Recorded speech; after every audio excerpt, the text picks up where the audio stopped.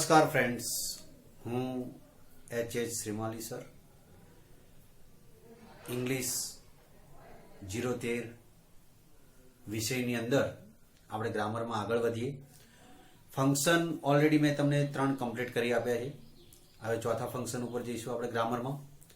Function number 4 11-12 ધોરણની અંદર functional ગ્રામરની અંદર જે ટોપિક પૂછાય છે તેમાં આપણે 4 નંબર ઉપર જોઈએ ઇંગ્લિશ ગ્રામરમાં ફંક્શનમાં. તો નંબર 4 ઉપર છે adverb clause of purpose oblique intention. Purpose ઇન્ટેન્શનનો અર્થ થાય હેતુ સૂચક, હેતુ દર્શક ઉપવાક્ય. હેતુ દર્શક ક્રિયા વિશેષણ રૂપી ઉપવાક્ય આ ગણાશે. બંને પ્રકારના વાક્યો આની અંદર પૂછવામાં આવે છે, simple sentence and complex sentence. સાદું વાક્ય અને મિશ્ર વાક્ય. સાદું વાક્ય એટલે એક જ કર્તા અને ક્રિયાપદ હોય, subject plus verb plus object, તો એ સિમ્પલ સેન્ટેન્સ કહેવાય. અને કોમ્પ્લેક્સ સેન્ટેન્સ એટલે કે જેની અંદર એક સંયોજક હોય અને એ સંયોજક બે વાક્યોને જોડે છે, જેમાં મુખ્ય વાક્યનો કર્તા હોય, ગૌણ વાક્યનો કર્તા હોય અને સંયોજક બંને વાક્યોને જોડી અને એક વાક્ય બનાવે, અને કોમ્પ્લેક્સ સેન્ટેન્સ કહેવાય. તો આપણે હિન્ટ્સમાં જોઈએ કે એડવર્બ ક્લોઝ ઓફ પર્પઝમાં સિમ્પલ સેન્ટેન્સ અને કોમ્પ્લેક્સ સેન્ટેન્સમાં કયા કયા ચાવીરૂપ શબ્દો હોય, કીવર્ડ્સ આપણે કહીશું હિન્ટ્સ. તો એમાં ચાવીરૂપ શબ્દોમાં જોઈએ તો સિમ્પલ સેન્ટેન્સમાં, સાદા વાક્યમાં, ધ્યાન આપજો મિત્રો, સાદા વાક્યની અંદર હિન્ટ્સમાં ચાવીરૂપ શબ્દો બે છે. એક ઇન ઓર્ડર ટુ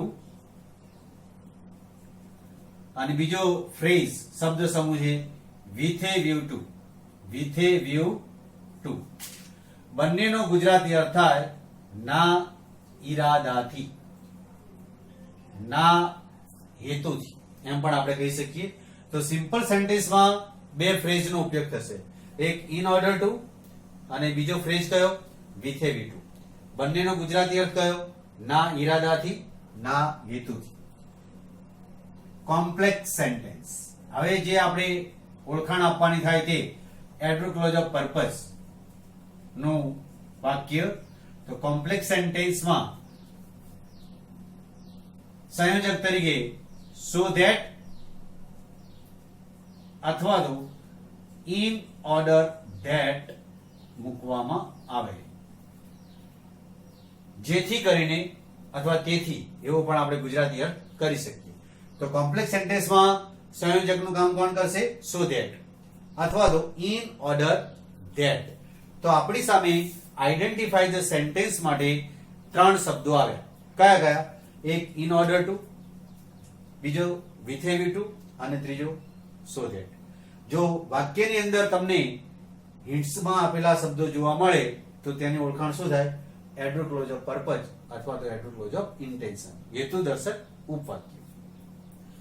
પેટર્ન્સ, તો આપણી સામે વાક્ય રચનાઓ 3 આવશે. પેટર્ન્સ, વાક્ય રચના નંબર 1 ઇન ઓર્ડર ટુ વાળી વાક્ય રચના, સિમ્પલ સેન્ટેન્સની. તો subject plus verb plus other words plus in order to શબ્દ સમૂહ plus V1 plus other words. In order two V1 plus other words simple sentence બનાવે છે. Number 2 with a view to ની વાક્ય રચના જોઈએ. Subject plus verb plus other words plus with a view to. With A view to એ પણ શબ્દ સમૂહ છે, plus અહીં ફેરફાર થાય છે. ઇન ઓર્ડર ટુ માં V1 છે, આ વાક્ય રચનામાં વર્બ ING થઈ જશે, ING વાળું ક્રિયાપદ વિથ એ વ્યૂ ટુ પછી મૂકવામાં આવે છે. એટલા માટે એ બંનેનો ડિફરન્સ છે વાક્ય રચના. નંબર 3 કોમ્પ્લેક્સ સેન્ટેન્સની વાક્ય રચના સો ધેટ વાળી જોઈએ. ઇન ઓર્ડર ધેટ પણ મૂકી શકાય. મુખ્ય વાક્ય subject plus verb plus other words plus so that plus અથવા ઇન ઓર્ડર ધેટ પણ મૂકી શકાય. So that plus subordinate clause ગૌણ વાક્યનો કરતા ફરીથી subject plus can oblique could plus V1 plus other words. So that થી ઉપવાક્યની શરૂઆત થાય. જે કોમ્પ્લેક્સ સેન્ટેન્સ બનાવે છે જેને આપણે એડવર્બ ક્લોઝ ઓફ પર્પઝ અથવા એડવર્બ ક્લોઝ ઓફ ઇન્ટેન્શન હેતુદર્શક ઉપવાક્ય કહી શકીએ. અહીં સબોર્ડિનેટ ક્લોઝ ની અંદર જે વાક્ય રચના 3 છે તેમાં આપણે નોંધનો ઉલ્લેખ કરીએ તો કારણ કે સો ધેટ માં સહાયકારક કેન અને કુડ ઓબ્લિક કરીને મૂકેલા છે તો નોંધમાં આપણે બતાવી શકીએ જો સાદા વર્તમાન કાળનું વાક્ય હોય સાદો વર્તમાન કાળ હોય તો સહાયકારક ક્રિયાપદ કેન મુકાય અને સાદો ભૂતકાળ હોય એટલે કે ભૂતકાળનું વાક્ય હોય તો સહાયકારક ક્રિયાપદ કુડ મુકાય. તો આપણે બે રીતે જોઈએ, એક સાદા વર્તમાન કાળનું એક્ઝામ્પલ જોઈએ અને એક સાદા ભૂતકાળનું પણ આપણે એક્ઝામ્પલ જોઈએ. જે એક્ઝામ્પલ આપણે જોઈશું એ એક્ઝામ્પલને આપણે 3 વાક્ય રચનામાં ફેરવવાનું છે જેથી કરીને આપણને ખ્યાલ આવે. તો આપણે એક વખત રીડ કરીને પછી એક્ઝામ્પલ ઉપર જઈએ. ધ્યાન આપજો.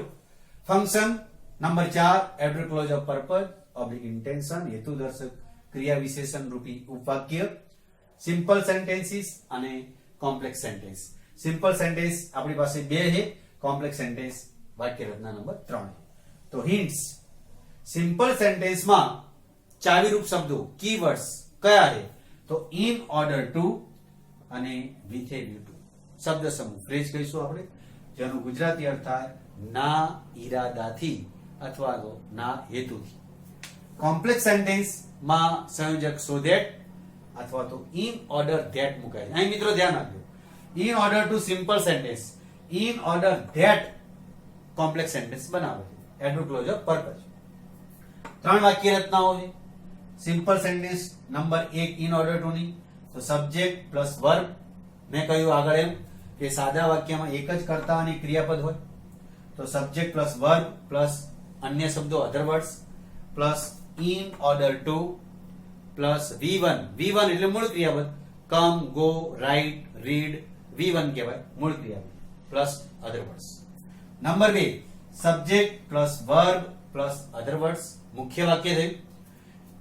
સિમ્પલ સેન્ટેન્સમાં એક જ કરતા હોય plus with a view to શબ્દ સમૂહ plus verb ING plus other words.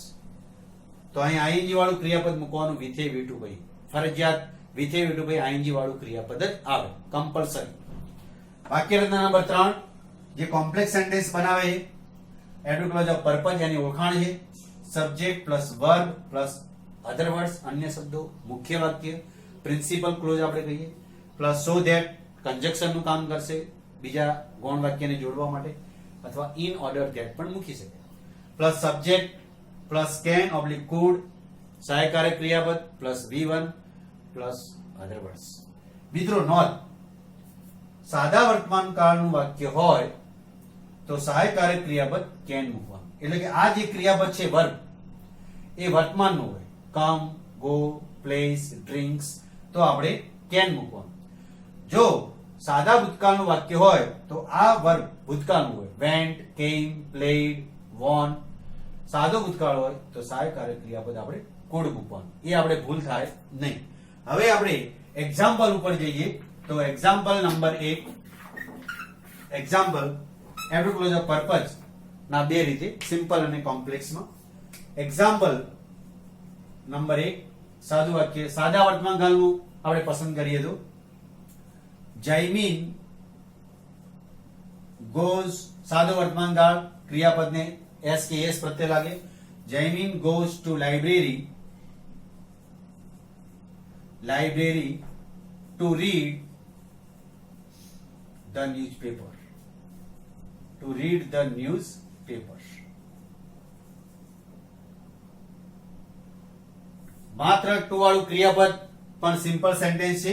હવે આને આપણે વાક્ય રચના જે આપણી પાસે 3 છે in order to with a to અને સો ધેટ માં ફેરવીએ તો ઇન ઓર્ડર ટુ વાળી વાક્ય રચના પ્રમાણે જયમીન goes to library.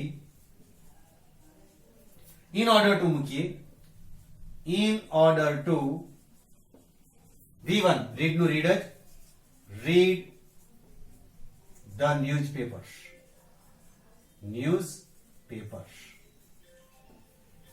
આ જ વાક્યને આપણે વિધેય V2 માં ફેરવીએ તો જયમીન goes to library. વિધેય V2 વાક્ય રચના પ્રમાણે વિધેય V2 ભાઈ આઈએનજી વાળું ક્રિયાપદ તો વિધેય V2 રીડિંગ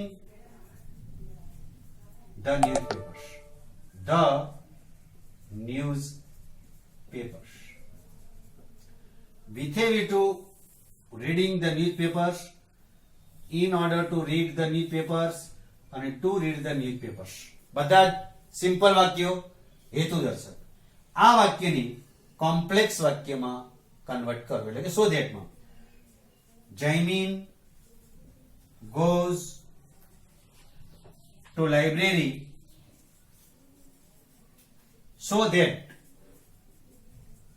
અથવા in order that પણ મૂકી શકાય. so that ગૌણ વાક્ય બનાવવાનું છે. જયમીન મુખ્ય કરતા તો અહીં સર્વનામ હી મૂકીશું. so that he સાદો વર્તમાન કાળ goes એટલે આપણે સહાયક કાર્ય can મૂકીશું વાક્ય રચના પ્રમાણે. he can મૂળ ક્રિયાપદ read the newspapers. so that he can read the newspapers adverb clause of purpose નું કોમ્પ્લેક્સ સેન્ટેન્સ. તો આ મેં એક એક્ઝામ્પલ સાદા વર્તમાન કાળનું તમને આપણી ત્રણ વાક્ય રચનામાં ફેરવીને બતાવ્યું.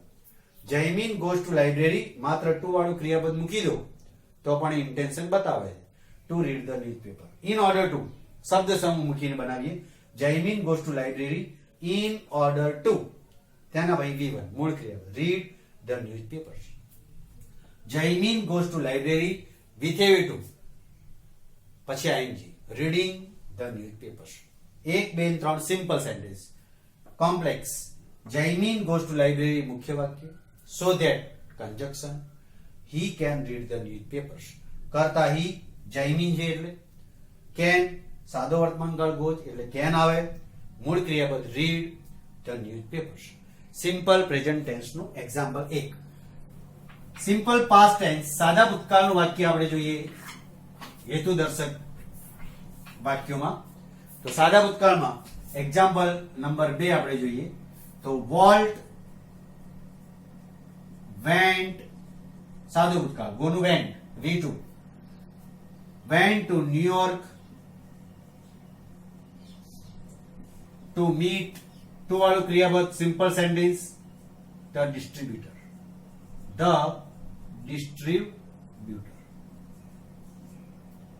To meet the distributor to વાળું વર્બ મૂકી અને તમે ઇન્ટેન્શન એટલે કે પર્પઝ બતાવી શકો છો. આને આપણે સામા ફેરવીશું મિત્રો ઇન ઓર્ડર ટુ સાદા ભૂતકાળનું વાક્ય તો વોલ્ટ સબ્જેક્ટ વેન્ટ વર્બ સાદું ભૂતકાળ to New York in order to મૂળ ક્રિયાપદ મીટ નું મીટર મીટ અન્ય શબ્દોમાં the distributor. in order to meet the distributor વાક્ય પૂરું કરી આપો એમાં પૂછાઈ શકે ઓળખાણ આપવામાં પૂછાઈ શકે તો in order to પર્પઝ બતાવે. વિધેય V2 માં કન્વર્ટ કરીએ તો volt went to New York. વિધેય V2 મીટ મૂળ ક્રિયાપદ એનું શું કરવાનું મિત્રો આઈએનજી માં કન્વર્ટ કરવાનું મીટિંગ. કેમ આઈએનજી માં કન્વર્ટ કરવું પડે છે કારણ કે શબ્દ સમૂહ વિધેય V2 છે એટલા માટે. અને વિધેય V2 ભાઈ હંમેશા વર્બ આઈએનજી એટલે કે આઈએનજી વાળું ક્રિયાપદ જ મુકાય. વિધેય V2 મીટિંગ ધ ડિસ્ટ્રીબ્યુટર. વિધેય V2 meeting the distributor underline કરીશું. આને આપણે સો ધેટ માં કન્વર્ટ કરીએ તો volt went to New York so that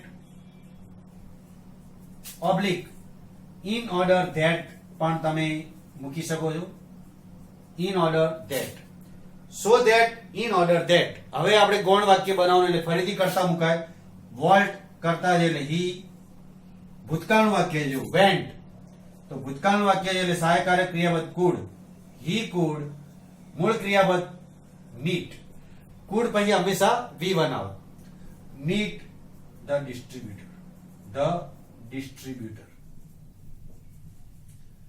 so that અથવા તો in order that he could meet the distributor simple past tense નું એક્ઝામ્પલ આપણે જોયું તો નંબર 2 માં સાદો ભૂતકાળ Walt went to New York to meet the distributor Walt New York ગયો ડિસ્ટ્રીબ્યુટર ને મળવા માટે નિર્માતાને મળવા માટે Walt went to New York in order to મૂળ ક્રિયાપદ meet the distributor Walt went to New York with a to ing થઈ જાય meeting the distributor Walt went to New York so that complex માં અથવા in order that conjunction કરતા બીજો ગૌણ વાક્યનો Walt એટલે he ભૂતકાળ went એટલે could he could meet the distributor meet V1 can could તેના ભાઈ હંમેશા મૂળ ક્રિયાપદ એટલે કે V1 મૂકવાનું he could meet the distributor So in this way, I have completed this point at the close of purpose હેતુ દર્શક વાક્ય તો એની અંદર આપણે શું જોયું તો in summary